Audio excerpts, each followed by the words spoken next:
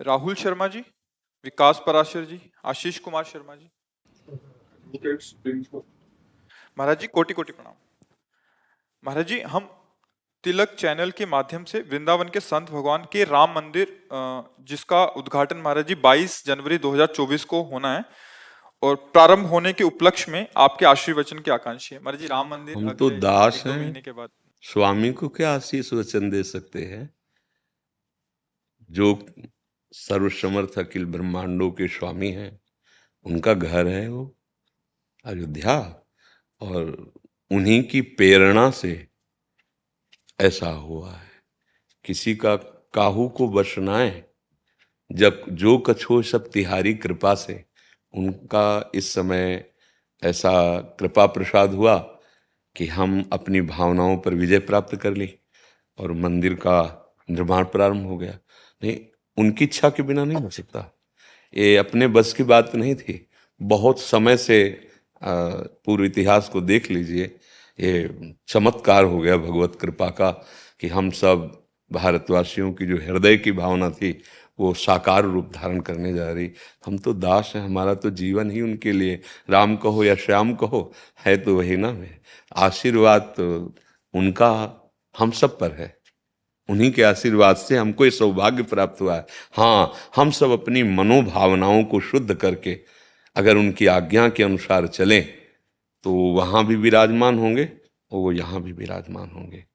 अगर प्रविश्य नगर की जय सब काजा और हृदय राखी कौशलपुर, तो त्रिविध ताप नहीं व्यापेंगे। हाँ, दैहिक दैविक भौतिक तापा, और यहाँ राम राज्य काहू नहीं व्यापा। बाहर तो भगवान विराजमान होने जा ही नहीं, प्रगट में उस नवीन महल पर हम सब उनकी आज्ञा का पालन करें, उनके दासत्व को स्वीकार करें। और यहाँ भी हृदय राखी कौशलपुर राजा। आज हम यहाँ चूक कर पा रहे हैं। हमारी बुद्धि शास्त्र आज्ञा भगवद आज्ञा के विरुद्ध मन को लेकर के विषयों में विचरण कर रही है। अगर हमारे गंदे आचरण, गंदा आहार, गंदा चिंतन नहीं रुका तो यहाँ ठाकुर जी जो बैठे हैं वो प्रकाशित नहीं हो पाएंगे। रामलला तो पहले भी विराजमान थे, अब नवीन महल पे विराजमान होंगे नहीं होंगे ना, वही जगह। तो यहाँ पहले भी विराजमान, सबके हृदय अछत विकारी, पर सकल जीव जगदीन दुखारी। साक्षात प्रभु विराजमान बिहारी जी राधा वल्लभ जी, पर यहाँ नहीं है प्रभु प्रकट। आचरण हमारे बिगड़ गए तो उनके सामने भी छाती जलती है और हम सुख का अनुभव नहीं कर पाते, और सामने सुख सिंधु विराजमान। हमारी जो आंतरिक प्रार्थना है, हमारी जो आंतरिक भावना है कि जन जन के मानस पर राम राज्य प्रकट हो, जन जन भगवान की दास्ता को स्वीकार करके अपनी वासनाओं का नियंत्रण करें। जो दुर्वासनाएं ऐसे पापाचरण में ऐसे लिप्त होती जा रही, जहां कहीं भी सुख नहीं, शांति नहीं, केवल चिंता, शोक, भय और परिणाम मृत्यु। परमानंद की बाढ़ यहां आ जाएगी यदि रघुनाथ जी को अपना स्वामी मानकर उनकी आज्ञा से चले। भगवान ने कहा वही मेरा सेवक है जो मेरा अनुशासन माने, वही मेरी प्रजा है, वही मेरा सेवक है, वही मेरा प्रिय है जो मेरा अनुशासन माने। अनुशासन है गीता जी, रामायण जी, भागवत जी और गुरुजनों संतों की वाणी। हमको बहुत आवश्यकता है यहाँ रघुनाथ जी को प्रकाशित करने की। भय प्रकट कृपाला दीन दयाला, यहाँ जरूरत है। जो प्रगट में है वो तो भगवान की कृपा से हो ही गया है, उनके बल से हो गया है। अब हम लोग उनकी आज्ञा का पालन करें और उनको स्वामी मानकर इस जीवन को सार्थक कर ले।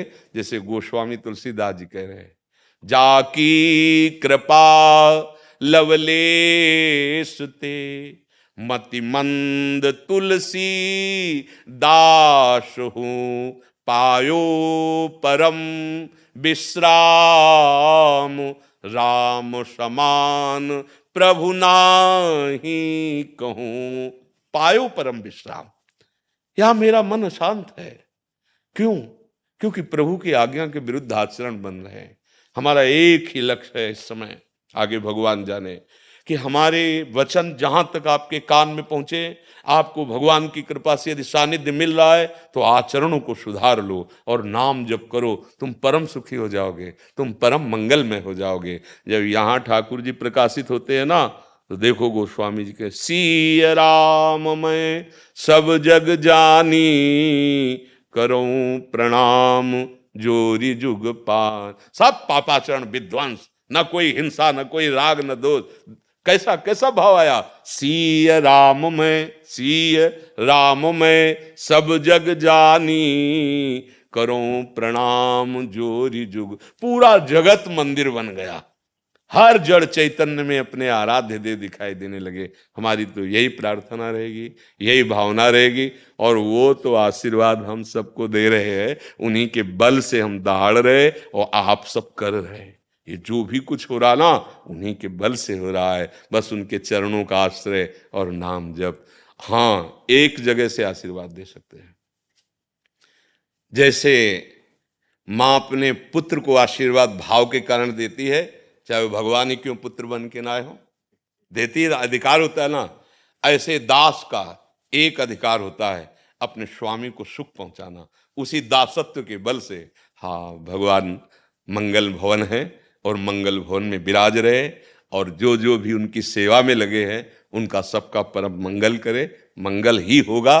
बस हमारी आंतरिक भावना है कि थोड़ा बहुत दूर भगवान को ना समझें, थोड़ा नजदीक लावें, यहाँ भी बैठा लें और वहाँ भी बैठेंगे तो हम आनंद मगन हो जाएंगे। वहाँ बैठेंगे आनंद तो होगा ही, पर हम आज्ञा का उल्लंघन करेंगे तो हम आनंद का अनुभव नहीं कर पाएंगे। भगवान की आज्ञा जो शास्त्र आज्ञा है, तस्मात् शास्त्रम प्रमाणम ते कार्या कार्यो व्यवस्थितो, इसमें हम सुखी हो जाएंगे। यही हमारी प्रार्थना है।